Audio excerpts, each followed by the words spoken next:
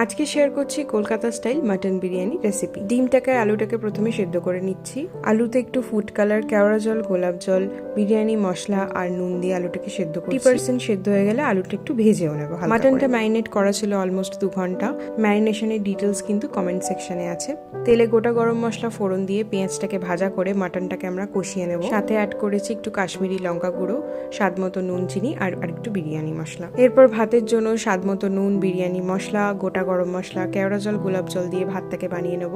ভাতটা কিন্তু আমরা 1 ঘন্টা মতো চালটা ভিজিয়ে রেখেছিলাম। মাটনটা রান্না হয়ে গেলে মাটনের যে রোগানটা সেটা এভাবে ছেঁকে নিতে হবে যে পাত্রে আমরা লেয়ারিং করব। লেয়ারিং এর জন্য শুরুতেই আমি দিয়ে দিয়েছি মাটনটা, উপর থেকে ছড়িয়ে দিচ্ছি ঘি, কেশর এবং বিরিয়ানি মশলা ভেজানো দুধ, তার উপর দিচ্ছে আমাদের 90% সেদ্ধ হওয়া ভাতটা। এবার শুধু ভাত আর আলু দিয়ে লেয়ারিংটা হবে। এবার সেম ভাবে প্রত্যেকটা লেয়ারে ভাতের উপর দিয়ে দিতে হবে ঘি, মশলা ভেজানো দুধটা, ছেঁকে রাখা রোগান, বেরেস্তা আর উপরে আমরা ডিমটাও দিয়ে দিয়েছি। তারপর দমে মোটামুটি 15-20 মিনিট রাখলেই রেডি।